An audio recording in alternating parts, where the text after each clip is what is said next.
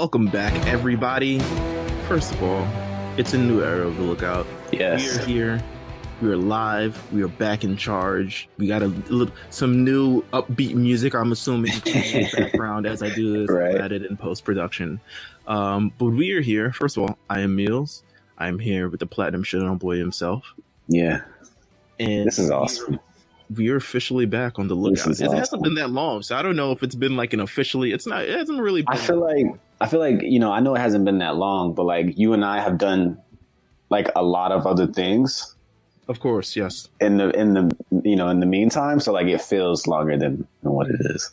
Yeah. I mean, well, so the last bit we did, and we are, I guess we can say it's season 7 because it was promoted as season 7. But right. From here on out, I guess we will no longer be using the season tags. Just a FYI public service announcement to everybody, just because, we're getting to a point where, and it's not like we're getting to it now, but we're getting to a point where we start labeling them as seasons. We're going to continuously do this. There's so much anime to ingest. There's so much anime that people want to actually hear us talk about. That if we keep going season for season for season, if we're going to end up on season 31 and season 16, yeah, we're getting into Friends territory, man. Yeah, and I don't Boy Meets World territory. I don't want it to be so. Obviously, it'll be segmented based on the anime that we're talking about and everything that we're talking about. But even then, I don't even want it to be segmented on that. I just want kind of like a free flowing. We've been doing this for what, 2-3 years? 2 years. 2 years. So when we say season 8 or 7 or whatever, it sounds like it's been 10. So, yeah. So with that said, first of all, in the interim, we wrapped up Demon Slayer. Mm-hmm. We talked about the movie trailer. There's also going to be a game and stuff coming out. There's a whole bunch. I mean, the Demon Slayer manga ended. You can listen to us talk about the ending of the manga on the Big Eyes podcast that came out last week. Mm-hmm. So make sure you tune into that because we're great hosting that episode with Jamal talking about the end of Demon Slayer. So that is interesting. I mean, it kind of wraps it all up, and now we're able to talk about it kind of in a vacuum as opposed to like leaning on the edge of our seat. Exactly. What happened.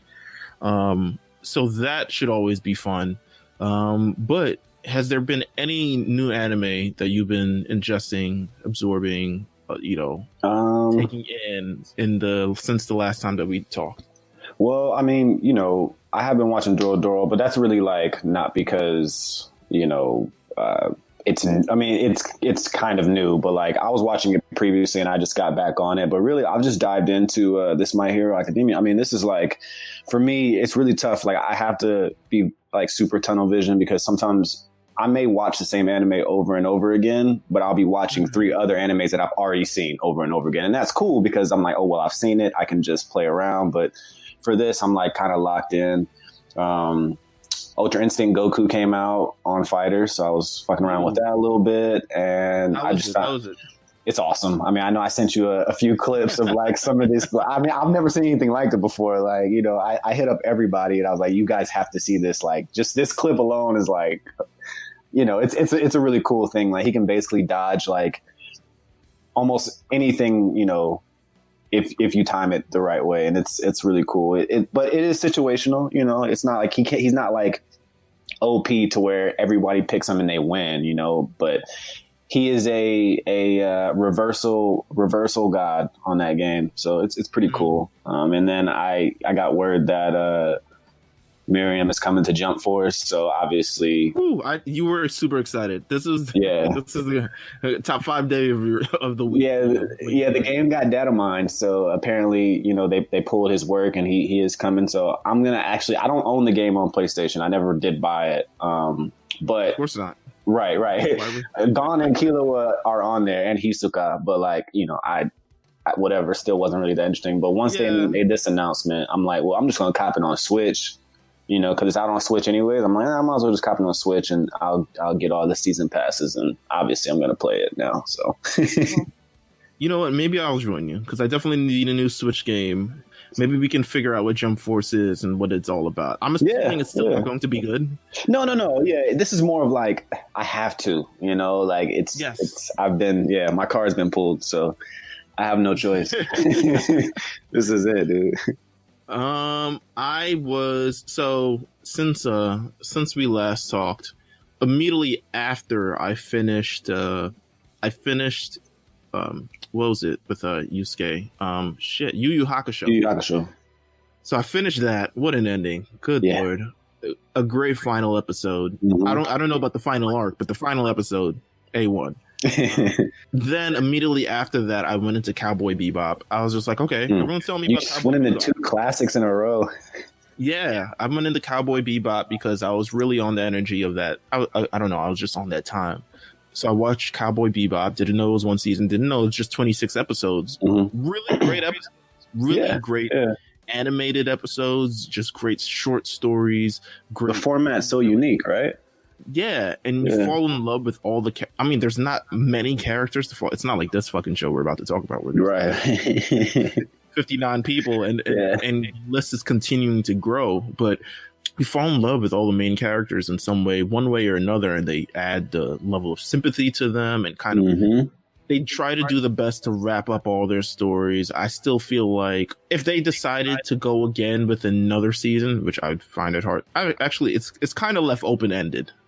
Yeah, I'm not sure if like I don't think they'll ever do it. I don't think they'll ever do it. But it's kind of left open ended from a standpoint of like you can have a theory that Spike didn't die. Yeah, I mean he avoided death a lot, so it's like it's almost like they wanted you to, assume that he made it out. You know what I'm saying? Because he did dodge death a good bit up until maybe that final moment, but. Yeah, man. Cowboy Bebop is like one of those things where like I'm surprised. I know there's like a live action Netflix version with a big cast. That's a really nice cast that's coming in. I'm not opposed to it. Honestly, I am surprised it's getting touched because like it's such like a cult classic. I mean, and it's just it's considered one of the GOATs. So. But there's money to be made, so I guess they figure, hey, let's not make another anime chapter. Let's just put this story in live action. Right, 100%. I mean, they don't have it. I don't think there's an actual date for the live action anymore. Yeah, I don't think so either. Actor got injured. Yeah. And so, I mean, I'm sure Rona was going to stop it anyways. Yeah. Yeah. So that is the status on that. But you know what? I'm not mad at it. I'll look forward to it. If it's anything good, hopefully it'll be good. Netflix is going to pump a lot of money into it, so it's not going to look cheap. I'm hoping. No, yeah, they'll probably do their thing. Let's see and then so after Cowboy Bebop, I decided I've been watching way too much like murder and in dark tones and dark colors and all this other stuff like that. Like Yu Yu Hakusho has its moments of brightness and colors and stuff, but I know Cowboy Bebop is a very like dark in space. Color tones. Amazing how that held up though visually, like throughout the years. Yes. That should look like it was made like yesterday. Like that shit's nice. It's better than some of the animation. Yes, bro. Now. Absolutely. It'll hold up until the end of time. So I decided I'm going to completely do a genre shift just entirely and kind of take out the abnormal powers or abnormal settings or that. I'm gonna watch this anime called Haikyuu or Haikyuu. I will get the pronunciation sooner than later, but I've been watching it. It's a anime about a protagonist who wants to be on a volleyball team and joins the volleyball team, and now they're playing volleyball competitively, and it is one of the. I've heard it's good. I think one of my friends was like, "I'm surprised you didn't choose Slam Dunk first." Yeah, I'm about to make Mark watch Slam Dunk. I'll join you guys. New season of RSPN, man, is on Slam Dunk, man. Oh my god, that would be amazing. I know, right? He was like, "Oh, I'm surprised you didn't watch Slam Dunk first," and I'm like, what am I watching?" I didn't even like process it. I was like, "Oh, this isn't it." There's like an anime on every sport. Yeah, pretty much. So I was like, you know what, whatever. I'm starting to watch this. It's a bit of a slow burn in the beginning. There's a lot of talking in the beginning, but once you get to the actual games itself, I think it does a great job of breaking it down, showing the teamwork, camaraderie, the different type of attitudes, the different type of characters. It's like surprisingly really good. And then I discovered it was on Netflix, and I was like, oh, thank God. Yeah, easy enough. there's so many animes that aren't on Netflix that you wish, and now I just upgraded my Hulu thing, so I just got no ads entirely. Oh man, I'm glad you did, bro. You can't go. No, I mean, I can't. I told you this before. I cannot watch Hulu with ads, dog. Like, it's just so bad. Hulu with ads is murder on your time and patience. So I've been watching Haikyuu. It's really, really good. If you're into kind of this anime about, it's like one of the more realistic ones. It's kind of about regular people, which is kind of like what I was, something you can relate to if you're ever on a volleyball team or playing any organized sport. That's kind of what I wanted to kind of bring myself back down to earth. Yeah, no, it's cool. I mean, a lot of murder, man. We watch a lot of murder on anime. So. Yeah, super, super amounts of murder. And you still haven't seen any Tokyo Ghoul or like there's some like really dark shit that you haven't touched on yet. I haven't seen it. I'm just going to, I'm gonna take my time with it. Yeah, as you should. So that's what I've been watching over the past month or so. I still haven't finished the first season. I've been really slowing it down on the first season, but I mean, we have a graphic on our Twitter page. You can follow the Lookout or RNC on Twitter, where it can show pretty much what the entire team is watching. I mean, you're watching Doru, Awesome Samurai, Haikyuu. Pat just finished Hunter x Hunter, I think. I think he did, or he's trying to finish it. Okay, so he finished Hunter x Hunter. He's now actually into My Hero Academia. So, if we see him on the season, we see him on the season. But he is currently watching through and will hopefully join us in the future. Who else is watching? Jamal watching Black Lagoon. I think he might have just finished that. Nice. Adarian is watching Tower of God. So shout out to him. Because that might be one of the next things that's currently on my list that he's looking for. He's watching Tower of God. It's supposedly really good or good thus far. Johnny Barnes, of course, watching The Promised Neverland first season, classic. We're going to be talking about that. Definitely. And Flows, if you heard him on, actually, he's on the Mount Silver episode this week. That comes out this week. So he's on Talk About Us with Charizard versus Magmar, so make sure you listen to that. He's watching Black Clover. So we're all watching various animes. We'll keep it sort of updated pretty much every month, see if anything changes, see if anything want to recommend it. But yeah, you can follow us at the Lookout RNC, and we also are showing this amazing artwork that we got done to promo this season by High on Fructose that you can follow on Twitter. HIONFRUCTOSE. Does a great Pokemon work. I initially reached out for him from Mount Silver. Didn't have enough time because the season for Mount Silver is pretty much almost over. Didn't even want to bother with it at this point. Right. But I managed to reach out to him for, Lookout, and he managed to come through. So make sure you follow him. He has great artwork. You can follow him on Instagram. You can follow him on Twitter. You can kind of view all that other stuff there. We should probably get into this episode. Man, yeah. Or at least this show. So we're starting off My Hero Academia, Season 2.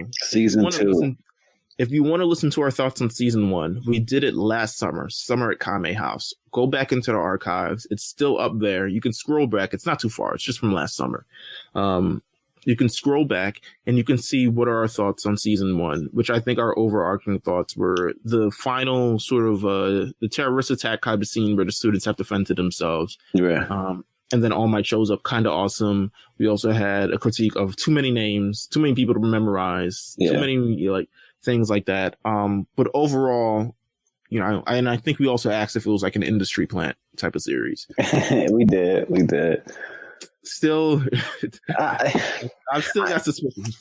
I know we're both like, no, you know what? I feel like industry plan is such like a negative, but like there are even the artists, the whole artist thing of like, musicians being industry players. They're still quote unquote good industry playing artists, right? So I mean, if this is an industry playing anime, I mean, they hit the nail on the head. I mean, it's not like it's not good, So I mean, I don't want to. It can't be always negative, but I think it has its own identity, man.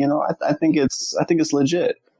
It's really, in my opinion, well, it's really creeping up on my favorite anime of all time. No, there's nothing wrong with that, bro. There's nothing wrong with that. I'm not even going to hold you, because just the amount of work that has to be done to kind of establish everything in the series, establish the characters, a whole swath of characters, more than one, make you fall in love. You're falling in love with so many people on the show if you choose it. There's so many options, at least, to fall in love with them.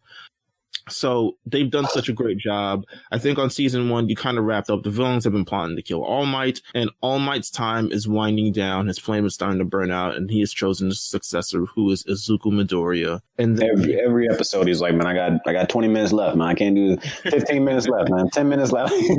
Blood out his mouth. Right. Damn, this is gross. I'm saying he's dying. Yeah, he's 100% dying. He is dying. The League of Villains. All right. So we start off this season. They're still kind of reeling from everything that has happened at the USJ attack. There's still the terrorist attack at the USJ. They don't necessarily say it in the anime, but I'll say it. Right. So they're reeling from that. They actually have this scene where the police officer walks up to pretty much the entire school faculty executive board and it's like, here's what we found, which is kind of nothing, and here's what we know, which is kind of nothing. All we can do is kind of make assumptions on what it is. We arrested 72 villains, small time thugs, essentially, to do the bidding of this like petulant man child. All they're calling him is a man child. Yeah, they're disrespecting him. It's disrespectful. It's so interesting because it's like the police. I'm like, shouldn't the police be handling this? But then I'm like, what can they do, man? They don't have superpowers. Like, what the hell they gonna do? Can you imagine, like, I don't have any powers, so I'm just gonna become a police officer, and then like you really don't have much to do. Like, no, you don't have much. I mean, you're not there on the field. You're kind of like, maybe you're there locking people up, imprisoning people, maybe setting laws in states and government and serving the people, etc. But ultimately, if a hero comes through, a villain comes, anybody with a quirk comes through, you're getting washed immediately. So I don't even know how they're. Yeah. What's their point? Yeah, I don't get really the point. I guess it's for pretty much structure of the show. Yeah, definitely. Ultimately.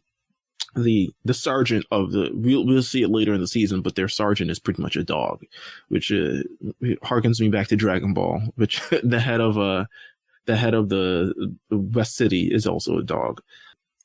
Let's see. God, I'm mad you just made that, like, because you're absolutely right. I didn't even think about this. Maybe they're the same person. Maybe they're related. It was also like, is that Goku? right. Yeah, it's like, what the fuck? But with that said, they're afraid. I mean, they're concerned that the villains managed to get by security and all this other stuff like that. However, it is not stopped. I mean, I think they let out school for a day and it was just like, everyone take a day to chill out. We'll have these meetings. We'll have everything. I think in real life, it would be more than a day. It would definitely be like, we're out for the year. It's too crazy. Because a terrorist attack on that scale, like kids almost died. Teachers were hurt. They're back at school, man. Back at school. Yeah. But the USJ attack is going to have major repercussions on the reputation of the school moving forward. And pretty much just like there are these moments throughout the entire series, and one comes, I guess, in this episode. Another is going to come in about maybe 15 more episodes. And a major attack kind of like shifts the tone of the series. This is one of them. It doesn't really shift the tone. It kind of invents the tone of the series, but kind of from this attack, the school has to act a certain way. The students react in a certain way. The public reacts in a certain way. They do a great job of like, okay, how does society actually react to everything that's going on in the show? And it's one of the highlights of the show. It's one of the reasons I enjoy it, because it takes you out of the bubble of like in Dragon Ball. A major attack happens. It's like, okay, what is Vegeta, Yamcha, Krillin? Yeah, see, that's exactly what I was about to say to you. Like, for me, it's like if something so major something major happens like that, usually in a lot of animes, they don't do well telling us about the normal everyday world, the people around, and how they are affected by it. Like Dragon Ball, where multiple people, hundreds of millions of people have died on a frequent basis. Yeah. Yet it doesn't seem to be like they see a giant dragon in the sky and no one's kind of batting an eye at it. Right. They just move on. Like, yeah, there's some weird things that go on, but we have a life. Yeah, we need sanctions. We need something. Yeah, there's it's nothing that kind of happens or affects the real life. It only kind of affects these set of characters. So that's something that I enjoy about the show. But with this season that is opening, it presents the first arc that we're going to have this show, which is the UA Sports Festival. Now, the UA Sports Festival is a festival apparently washes the Olympics completely. Dude, okay, so that's one of my favorite parts about this, because they didn't even have to explain this. But actually, it's like again, another another thing that they just want to let us know, like, because I wouldn't even bat it. I wouldn't even care. But like the fact that they're like, oh yeah, by the way, the reason we don't have the Olympics is because everybody has a cork now, and the Olympics are trash. So this is what we have now. No, here's the thing though. It's like the Olympics still exist, but it's like the amount of like publicity and exposure and attention and money that goes to Olympics have gone really, really down, because people want to see people with superpowers fight and not people. Shit, I agree. Not regular feats of strength by normal ass people. Right. So the UA Sports Festival, which is crazy that the entire world is tuning in to watch high school kids go at it in various events, as opposed to like I'm here for watching these athletes who train their entire lives. The Olympics is no joke. People train every 4 years. It's like the Olympics. People are training for it now. We didn't have Olympics this year because of, people train their entire lives, and now it means nothing because you have no quirk. You're just a regular track runner. You're just a regular long jumper. You're just a regular pole vaulter. You're just mid now. That's it. It's like nothing. Like it doesn't matter. Like this is really. I mean, I wouldn't watch that shit. You know what I'm saying? No. Like if this was the situation, it's like, yeah. I mean, obviously, I'm about to watch a bunch of high school kids like beat up on each other. They have. All right. So boom. If they have obviously the World Cup, and then there's a UA World Cup, which one are you watching? Oh man. Yeah, no, if we lived in a world like this, I mean, yeah, soccer is going to be like, I mean, every sport, basketball, whatever, is going to kind of be washed. I didn't even think about it like that, but that would suck, man. That would the NBA would just. I mean, I would try. You would try. I would try. Like, yo, they ain't got no power. They ain't got no sport. Yeah, no, I think after a while it's just natural, right? You're gonna want to watch the more exciting product. Just watch a guy with ice skate across the field and kick a ball into the thing. Like, yeah, it's like LeBron James' whole legacy is just destroyed. Oh my god, yeah, that's true. So the UA Sports Festival has it's a festival pitting some of the best up-and-coming heroes against one another in all 3 years. That is the first year, second year, and third year of the UA schools. They're also separated by study, the hero, general, business, and support course. Once again, so much thought that have gone into this stupid shit. It's cool, man. I like it, man. I love it too, but I wouldn't have cared if they didn't put this much thought into it, but they did. But they did. They made sure we knew what was going on everywhere else. Also, they made sure to establish that the currency in this world is exposure and attention, which is what the UA Sports Festival 100% does. I'd be rich. You aren't making money if you are not a popular hero. Yeah. That's just it. You're just not. So this UA Sports Festival gives pretty much, what does it say? It gives exposure. It gives people a chance to be recruited by hero agencies, which are a thing as well. Like obviously hero agencies, kind of like sports agencies, but like with, heroes. Hero agencies gives you an opportunity to be recruited by hero agencies. If you're recruited by a great one, to be able to be a great sidekick, and then you can also become a great hero. Tons of exposure, tons of money, tons of women, tons of everything. Anything that you want is at your fingertips. So there's an ulterior motive. It's very interesting. This is way more thought than anything that I would have put into it. Yeah, but I think that's what separates it. Yeah, it's a tournament art by the books. Because they didn't have to, and nobody would have, thought twice about it. Yeah, no, you're right. Everyone's got their motivations. and also their problems went into this arc. Everyone's the UA Sports Festival is taken seriously by all students. It's announced by Aizawa at the beginning. If you know, he's a racerhead. He's been injured by the USJ test last season, but he still showed up to work because he's a G. What did he say? He's like, they were like, oh, I'm glad he's here, but he looked awful. Like, what are you doing here, bro? He's like, don't even worry about that. Up next. Face all, his arms Sports strapped festival. up. Yeah, we have the UA, but his quirk. I mean, his quirk is like. I know he's already. Affected. Yeah, exactly.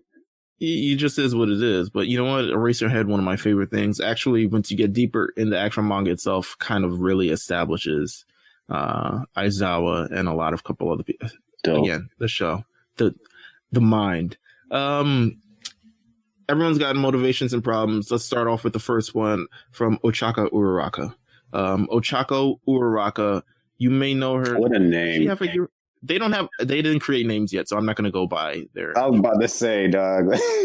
Yeah, no, they don't have names yet. I'm not going to confuse everyone by saying their names, and then it's just like, but they haven't established their names yet, but they will this season. But some may not stick. Everyone's got a million different names, so it doesn't fucking matter anymore. Right. But Uraraka, her motivation to become a pro hero is to be able to support her family's construction company. Oh, okay. Is the most realistic one. But I'm about to say that's respectful, man. I like that. I love the little flashback when it was like, they got her as a kid, like, but daddy, I want to help you. yeah. Thing. And he was like, you could sell orange juice if you want. Like, he's pretty much like, yo, you could. Please. Yeah, I'm sure you can, you can do something. You don't got to help us. You just got to be the best thing. They kind of like brush her off because she's a kid, but it's also like, but her quirk. That's sweet. Thanks. Yeah. But her quirk is so conducive to a construction company. Imagine moving heavy equipment with her, able to touch things and make them light, weightless. Yeah, I mean, if I had a daughter with a quirk like that, I'd be like, yeah, you're in the business. Let's go. Yeah, you're in the business. Let's go. But it's the most realistic, but honestly, it's not that interesting. In terms of anime, interesting. It's kind of like real life interesting. Where in real life, I'd be like, oh, that's sweet. But in the anime, I'd be like, yeah, but villains. The problem that she's got in this entire show is that she's not even strong or even kind of like close to elite strong. She is in this series, I would say Uraraka. She's played off Deku a lot. Mm-hmm. Does that continue? Does that continue? Yeah, it does. Or does she get shine? Oh, so it just has she gets shine really soon. She's going to get shine really soon. But like to the point where the shine that she got, there's just moments of the show that make me tear up, and this is good. Part is one of them. Okay.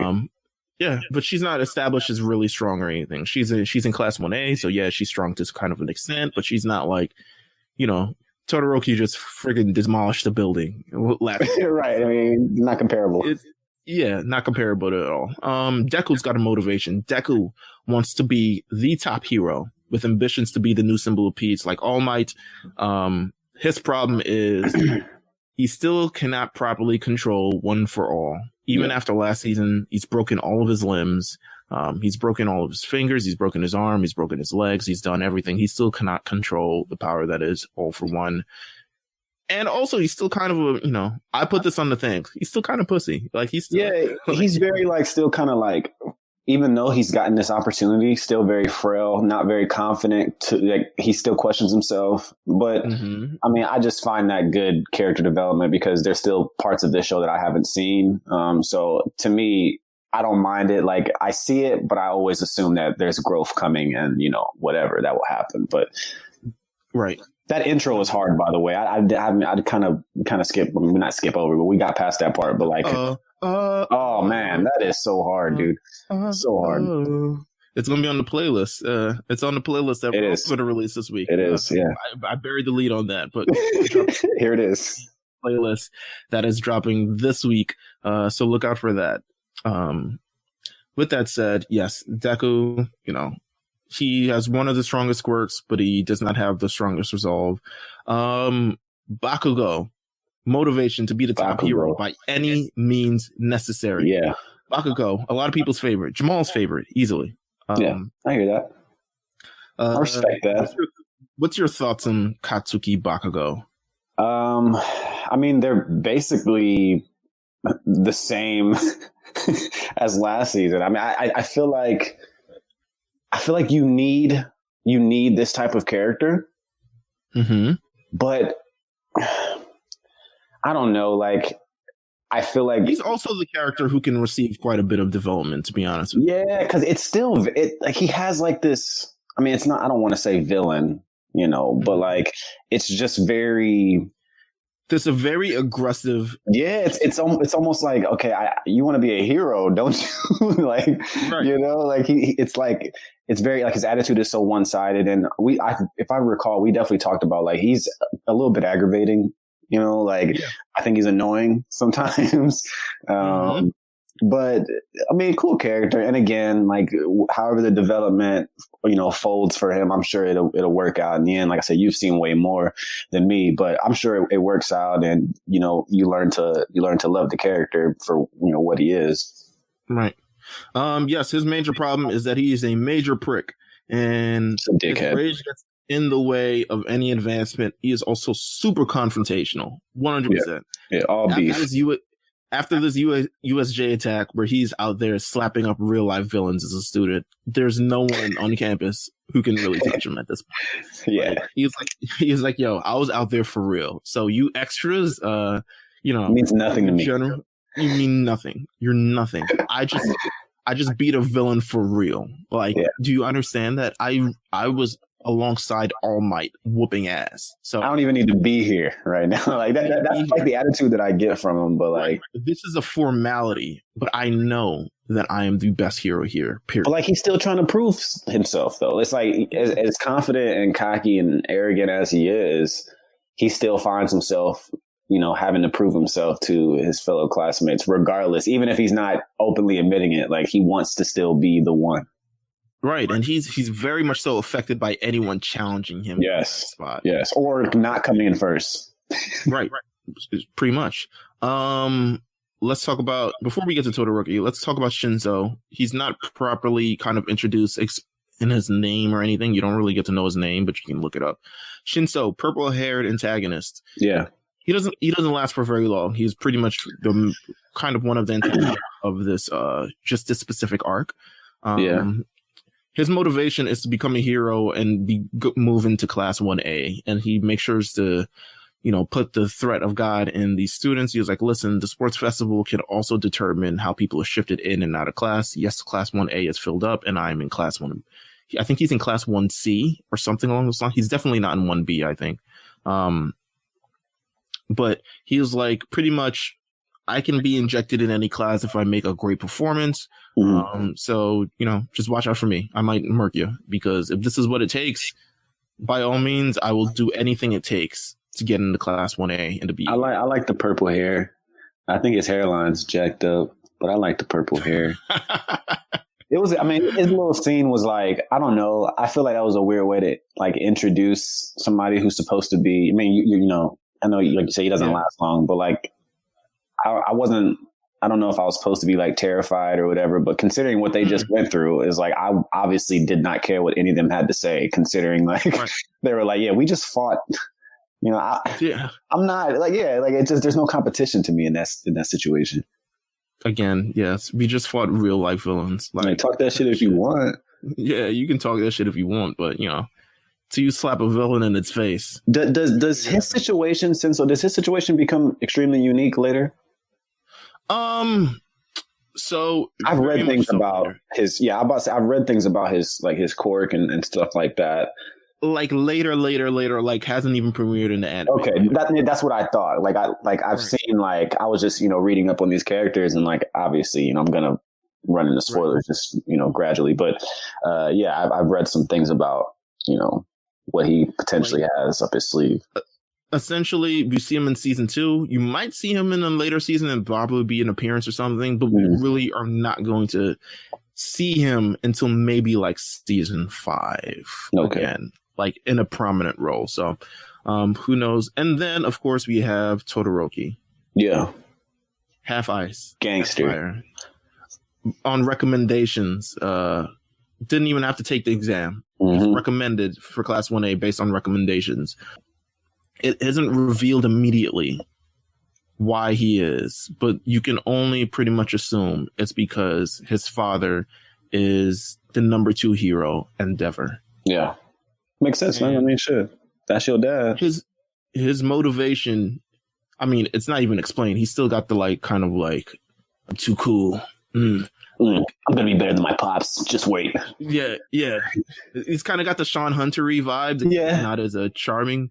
But the guy who's supposed to be like, I'm an orphan. Like, he literally has father. He has the attitude. He has the attitude that Gohan should have had. You know what I'm saying? Yeah. It's like if Gohan had that attitude, he'd be really the one. But really, he's probably my favorite character though currently. Although there have been some designs that I've seen that is further down in this anime that I'm like, oh, I bet I'm gonna love this fucking character. So everyone loves him. I like that he's evolved. First of all, his first costume in season 1. If you look at his, I guess his fandom page, his first costume in season 1, I thought was trash. I was, I think we said that. I think we. This is so corny. Yeah. But he manages to, evolve it in season 2, and it becomes a lot more cooler as we go on. So his motivation is to become a better hero than everyone else, in spite of his father. His problem is the baggage, the insane amount of baggage that he has. Oh, there's so much baggage. Oh, the baggage. It is so much baggage for a main character, or one of the main characters. His storyline or his arc is probably one of the most gripping. And I mean, don't get me wrong. We're going to learn in a couple episodes. All these kids got problems. Like, everyone got problems. Yeah, they're all problem childs, for sure. Yeah. So everyone has their unique situations, which is, just like real life. Everyone has their unique situations that they're going through, and they're, whether it's family issues, whether it's self-confidence issues, whether it's everyone. Well, yeah. Here's my thing, bro. It's like, and just relating back to real life, we all have our quirks too. It may not be supernatural, but and those particular things that we're good at or not good at does define us in some retrospect. So in this situation, imagine being a kid, right, in school, and everybody has different things going on. Some weaker than others. Some obviously are like, damn, that kind of sucks that that's your core. Regardless if it's cool or you can make something happen for it, it may look lame. It's like they have to deal with that. It's still a social issue. They're still bullying. They're still, ranks or cliques per se. Yeah. No, I like how you brought that all around and made it all about, real life things. Real life, man. Listen, the show is quite realistic in terms of the way things are presented. Truly. Maybe it's heightened because of obviously, but it's there though. It does make a lot of sense. Like you sometimes when you're watching anime or reading, you do have to put yourself in the situation and just be there. You know what I'm saying? So you can actually understand how some of these characters feel in particular situations. Mm-hmm. Let's move on, because the UA Sports Festival, it doesn't take very long to actually begin. All Might has several conversations with Deku through this entire thing. Is like, I want you to be the best. I want you to make a statement. I want you to be. All Might is his biggest fan. Yeah, like, he's just like, I want you to win. I want you to do this. We don't really get that from any other thing, but kind of the students start looking at it side eye. It was like, oh, you have a special relationship with All Might. That's so cool. Yeah. Like. Yeah, and you have similar powers to All Might. That's so cool. Like, wonder why nobody's got question marks. Like, no, but I don't think anyone really. Not a lot of people know what All for One is as a quirk. They just think it's like, oh, he's just superpower. Yeah. So I get it. The sports festival begins, and Todoroki, who we just talked about, despite he makes a big splash in season 1 from a standpoint of like, oh, I'm establishing that I am really powerful, just off rip, but he doesn't make a big splash like. They didn't give everything away yet. Yeah, he doesn't make a lasting splash. Like, he's just like, oh, okay. But he definitely makes a definitive statement. Yeah, early. He says, I love how they're all like preparing in their various locker rooms, and then Todoroki just shows up. He's like, Deku. Just so you know, my nigga. Yeah, just so you know. This is mine. I'm winning. Yeah. Period. And no teamwork. And he's like, first of all, Kirishima pulls up to him. He's like, nah, bro. And he's like, we're friends. Team. Yeah. This isn't a team event. I don't care. I'm not representing Class 1A here. I'm here representing me. I'm going to be the top hero. I'm going to be the thing. And first of all, he does that in front of everybody to Deku. Yeah, to Deku. Slided. Like, he does the Vegeta like he does. Why is he even talking to just him? Like, I'm here too. And Deku does his thing where like Deku's like, to me, he's a really funny character because he processes everything mentally. So like the camera pauses just on him and he's just thinking out loud like, oh, but he's right. I guess It's right. Like, he is stronger than me. Right. You know what? I'm not going to. I also want to be the best hero of all. Right. Like we know, so I will be coming for the spot. Right. And Bakugo's just like, very Vegeta. It's a TCH, whatever that is. It's just that speech. But you know what? It's about to be on. They're all coming out. This one is emceed by the R-rated hero Midnight. I was like, whoa, okay. Yeah. Sure. Let's get it. She's on staff. She's got to be good at what she does. I mean, she is part of She's a looker. Yeah. She's she reminds me of kind of like a harpy, one of the harpy ladies. Yeah, I definitely see that. Yu-Gi-Oh? And fairly inappropriate. 100%. I would be distracted as a student. Of course. My quirk may activate early.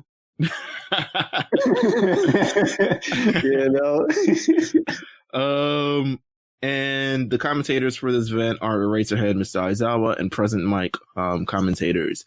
You learn way further on that they're actually like really friends that go way back. So despite their relationship here, they are very familiar with one another and they are 100% friends. That their story goes way back. Bakugo, who is number one in the class, is the best on the exams in terms of the physical part and all the other stuff like that. Yeah. Makes the statement. Bakugo, what do you have to say? This is my favorite part, bro.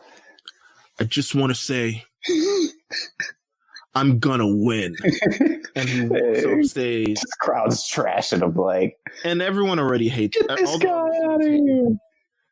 All the other students hate Class 1A already because Class 1A apparently thinks they're the shit just because they got in real life danger and had to fight for real using their quirks. It's an interesting thing. They built it up for the situation where it's Class 1A against the world, and then it's also Bakugo versus everybody else, but it's also Todoroki trying to establish himself, but Deku is also trying to establish himself. So there's a lot of stories being intertwined between the personal external ones and the internal ones. They named the first game, and the first game is the obstacle race. It is a mad dash with all 11 classes with tons of tests and obstacles in their way. I mean, the stars of this, we'll get to the highlights and the strategies and all of this, but the stars of this ends up being Class 1A naturally because they're kind of the A. They're the ones. According to Aizawa, they've learned not to hesitate. They've been in real life danger, and this is something that I've been talking about of the whole USJ attack affecting the entire series because they would kind of be, in some retrospects, they would be ahead of the curve through a lot of things. And then sometimes it's like, oh, they spend too much time fighting villains, so now they're behind the curve on actually like learning shit. Yeah, I mean, you could look at that either way, but I mean, if they want to make sure that they always separate this class, no matter what, it's the perfect way to do it is how they set up the end of season 1, which is why I wasn't mad at it because they're going to forever be separated by what happened. Strategies. Let's talk about strategies in this. Todoroki spamming his attack. Man, why not? Ice, take this. It's slippery. It's cold. You will be still. Things. Yeah, it's like OP. Offense, man. Defense, traveling, all this other stuff. It's very OP. He's OP. No, he's OP, man. It is what it is. They come across the first obstacle is the giant robots that you've seen during the entrance exam, except now there's multiple of them and they look to be stronger than ever. Todoroki says, I'm going to freeze them all. And then, but not freeze them enough where they can't move all after the fact, but just freeze them enough so I can move. And he has this cool moment. He's, he freezes them all and he's like running through their legs. And stuff like that. Don't forget, I froze them while they were, he's like, off balance. They're off balance, so they're going to fall in 2.5 seconds. And it's just like, damn, that Todoroki kid. And everyone's just like, everyone with the, the standard quirks. Just like, no, we're going to have to get through this. Bakugo also spamming his quirk, just like, yo, I'm just combusting into the air. Everyone is like, okay, we got to like fight this. I think Yoyorozu is just like, oh, I'm going to make a cannon, shoot all these things. What's up with the grapes, man? The grapes? Little horny guy, Mineta. He also made a PMS joke earlier, which I forgot to touch on because that was just hilarious. But he's hilarious in general. He is extremely funny. Like I like if there's gonna be comic relief, he's definitely the one. I like his voice actor too. I think they did a great job, the English voice actor, in managing to grab a scummy kind of like kind of deal. Wow, I'm looking up his voice actor now. Okay. Mineta in One Piece. Let's see if there's anybody. Fairy Tail, Future Diary. On camera, she started Sophia in the CW series Starcross. What? It's great. Good for her. Yeah, that's tight. You know what? She's in One Piece, Dragon Ball Z Kai. Let's see. Oh, Chaozu and Puar. What? Same voice. That's awesome. Here. Okay. Listen. We're here. All right. Yeah. Shout out. And the Dumper, I was about to say Dumper Slump. Dr. Slump character, Arale, the main character, the little girl with the purple hair, she does that too. She's and Tokyo Ghoul as Touka Kirishima. Okay. Huh. Nice. She get money. Yeah, listen, get money. Listen. All we need is one voice actor on this show. I know, right? It's like, full circle, baby. Let's go. We're so proud. Just let us in. Let us in on the secrets. Let us know give me an agent. I can make a whole bunch of voices.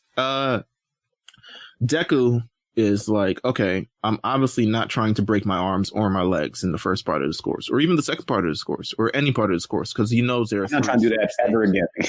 Yeah. So he is using his brain and all this other stuff, and he's forced to use ingenuity to manage to get through this course. He is waiting for everyone else to, things stuff up. He is using his arms and his legs and the strength that he has built over the last number of months or years to be able to do this. There are highlights of Kirishima. Kirishima's the red-haired one, and Tetsu, who is the metal one, basically having the same quirk. Yeah. It affects them because now when people go to scout them, they're going to be like, oh, but like, if I can't get you, then I'm going to get you. So it kind of ruins their exposure thing. So that's how they look at it. Mai Hatsume, Tech Queen, she's part of the support course. She is going to be throughout the entire show. She's going to be there as the crazy maniacal scientist who ends up making a lot of upgrades for Deca. She is, but like crazier than Bulma. Obviously, she's super crazy. Oh yeah, like, yeah. Her attitude. But yes, I think she is assertive. She is just assertive would probably be the best thing because she's out there and she's, she has no shame to her game. She's assertive and does all this other stuff. Same voice actor as Young Trunks in Dragon Ball Z Super. That is my highlight. Oh, wow. Okay. I mean, dude, this is like, some of these characters pretty awesome that they get listed to do other shows like this. And it's full circle for us, obviously, because, how this all started. So, yeah, it's awesome. Yeah. So Mai Hatsume, you can expect to see her. She tries to kind of boost across it, but you can expect to see her throughout the entire series. Deku uses a piece of the robot during the last stage of the course, and he plants it on top of a bunch of landmines to launch himself into the air. And as he's launching himself into the air, he has a whole dialogue with himself. Like, oh, God, it. I told you, man. This is him. I gotta make it past them. I gotta figure out a way. And of course, he manages to grab it. He flips. He slams down the metal piece onto another set of landmines, which further boosts him above it. Bakugo is hot. Todoroki is pissed. Yes. They're running through the smoke. Deku wins. Yeah. Deku. That's a great strategy, man. He lands in first place. He took his time. He used his ingenuity to land in first place. Todoroki comes in second place. Bakugo comes in third place. There's a whole breakdown. I think most of Class A ends up placing. They, conveniently picked the first 42 spots. One of the Class A, what's his name? My guy with the naval laser. With the naval laser. Oh yeah. That's such a. He's a naval laser. Justin likes him. I was like, huh, interesting. No, that is like the most surprising thing. Like naval laser. Let's see. Oh, Yuga? Aoyama. Yeah, Yuga Aoyama. He's got the naval laser. Let me see if I can actually. This man puts his hands behind his head and just shoots beams out of his belly button. I mean, it's strong. Yeah. It's just strange. It's super strange. She ends up being a very strange just person in general. I'm trying to see if I can find where everyone kind of placed in the UA Sports Festival, but I don't think we're gonna end up seeing it. Let's see. No, they don't show it. Fair enough. Also why? But so the pretty much the main point is Deku's first. Deku's number one. And everyone else lost. At least that's how they kind of feel. So now, Top 42 Advanced, they introduced the second thing at the end of this episode. The second obstacle race is going to be the cavalry battle. It includes a group of 3, and they're going to have to pretty much like battle with one another. How could you not watch this over the Olympics? It's like these interesting ass like events. They're literally carrying each other. Pretty much the cavalry battle. You know what? Maybe I should explain it a lot more on the next episode. Let's not get too far because it's a strange, like, it's weird. It is weird. It's weird. However, it is going to be an interesting set of episodes. There's a lot of strategy. There's a lot of thinking. And we get some episodes where there's some character development in it too. So you know what? I'm going to wait to explain the cavalry. Even though they explain at the end of the set of episodes, I'm going to wait to explain it the next episode to kind of just like roll everything together in a great kind of way. But that is our first look at season 2 of My Hero Academia, man. It is a very interesting show. I love just watching it, binging it. I'm going to binge it again all the way through. I'm running the dub right now. I'm running the dub, and I don't do that often. But I actually think that I was going to say this is one of the better dubs. Like I just think it's like you can actually pay attention to it and not be annoyed by the dub. A lot of dubs annoy me. But I just think this works, and I have seen some of it on sub too. But I was like, man, I'm gonna switch it up this time and just watch it on dub a little bit. So shout out Hulu, for holding it down here. But yeah, I want to get into the manga like you've told me to. So I was like, man, I'm definitely gonna run through this because I'm locked in, and I think that is a great show. I think it still has a lot of potential. I think this is one of the ones that is going to go extremely far. I think Jamal said something of that nature too, like I just think it has a lot of longevity and has good qualities to like really be one of the GOATs. Yeah, 100%. I agree with you completely. But with that said, this is episode 57 of Lookout. We're wrapping it up. Actually, you know what? How we wrap it up? Let's wrap it up kind of how we did it, because at the end of last season, we sent out a bunch of stickers for the Demon Slayer thing, and also are celebrating our 2-year anniversary of the show, just in general. Let's see if I can pull it up. I have to do it. This isn't a new laptop. I have to log in again. God damn it. At least you got it back, though. We got it back, though. Yeah. So we got a couple responses. We can actually read through all of them. I don't think it'll be that long. The first one, obviously, from Scott. He says, keep up the good work, fellas. Shout out to Scott. Amazing. Yeah, man, that's my guy. The second one comes from, let's see. So this was sent a while ago, but it's from a listener called Ishmael. And he says, that new My Hero movie, oh my God. Well, guess what? We did it. Ishmael? You can, yes. Shout out Ishmael. This is completely random, and I mean this with no disrespect. I had an iguana when I lived up north. His name was Ishmael. Mm-hmm. So salute, Ishmael. Salute. My Hero movie, once again, we did an episode on it. Jamal and I did. You can watch it on YouTube. You can go back into podcast archives. It's there too. So you can definitely tune into what we thought on that movie. This one comes from Michael Brown. He says, the occasional 90s anime episode. Well, guess what? We definitely going to go to 90s anime. We got Summer at Kame House. Yep. Make sure you stay tuned to it. We'll definitely do some 90s anime. Let's see. This one comes from Jay Wilson. He says, it'd be dope to hear a retrospective on old shonen series throughout the 80s and 90s. Huh. You might have to get somebody. Yeah. Old shonen throughout the 80s and 90s in terms of like just kind of breaking it down how that sounds. That would be pretty. Yeah, that'd be dope. Pretty cool. This one comes from Brandon. Brandon Abdon. He says, it would be great if y'all covered JoJo Bizarre Adventure. Kill. Yeah, Kill La Kill. I love Kill La Kill. JoJo is fairly new to me. Eric actually put me on JoJo. It has a lot of like Black culture influence. So yeah.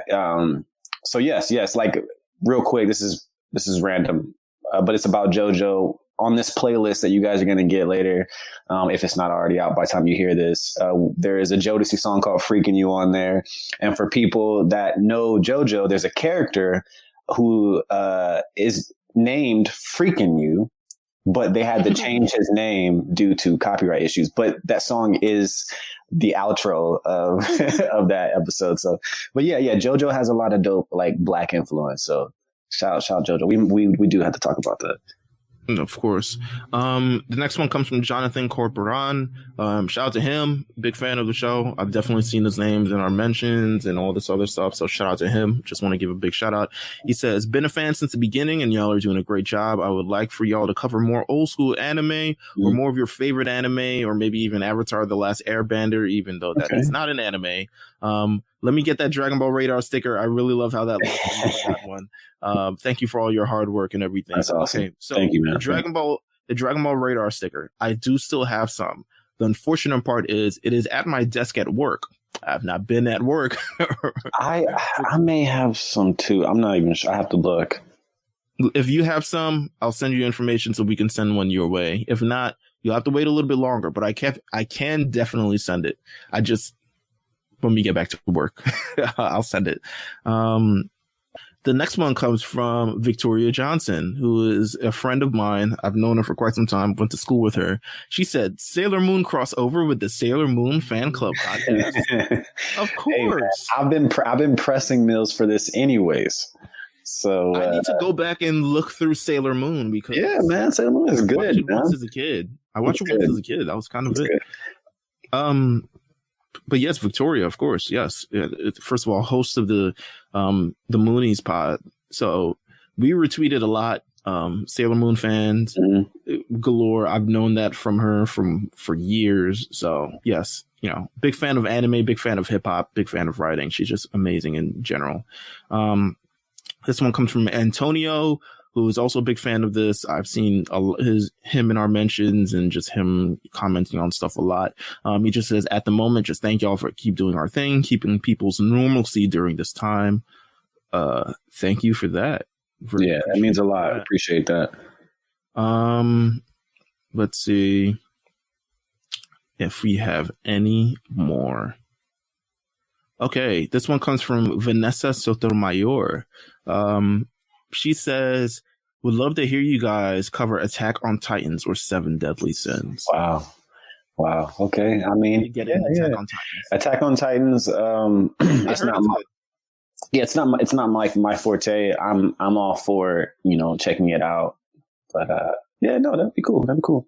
I heard it was good. I polled my peoples I guess the anime people who follow me, they're all like, "Are you kidding me? Yes, it's great. Yes, it starts off slow, but it gets somewhere." And so I was thinking of checking it out. So I might. Yeah, it has a lot of respect. So The last one comes from JD Jackson. He says, if there's anything, I guess that we can cover, he says Sailor Moon. So it's another one for Sailor Moon. Okay. Zoids. Listen, that's crazy. Yo, shout out the Zoids shout out, because I had a lot of love for Zoids. It came on Toonami. It was kind of a weird placement, and it was like a like a 3D type, visual video game type look. So it was kind of like, it was weird, but I liked Zoids, man. Listen, we figure it out. Zoids was hard. Interesting. Zoids is a throwback. Zoids is a big throwback. You know what's crazy, man? Nobody ever. It's like at some point we're gonna have to have a real deep dive conversation about Gundam, because nobody tells us to talk about Gundam. I know Gundam is a very it can be very boring, and it's a very adult show. Even a lot of dialogue. It looked like it was a super adult show. It is, bro. It's very adult. It's a lot of dialogue. It's a lot of real politician war, that type of stuff. But there's a place for it. I just haven't really been able to figure out where it is. And his last one was Voltron. So Voltron, yeah. Voltron is a classic. So. I mean, all these. Well, thank you guys for just giving us your. Yeah, no, it's awesome. It's awesome. It was 100% optional. You didn't have to. Actually, most of the people didn't, but I appreciate that some of you guys did. And we hear everything. We're taking into account. I hope everyone loved the letter that we signed, and to everyone's enrollment into the Lookout Academia, because that's where we're at this season. That's where we're at. Not this season, because we don't do seasons anymore. That's where we're at for this current period of time. We're exploring the world of My Hero Academia. We may do some side stuff every now and then, depending on current events that happen. Like if Dragon Ball Super comes back, which we've been saying that for probably 2 years. We have. Our dates have all been comes back. So. We're ready. We're ready. Yeah. That's all that we can say. We're ready. So Dragon Ball Super comes back. New Demon Slayer. Anything that goes on, we're gonna have a lot of fun stuff. We got new podcasts coming soon.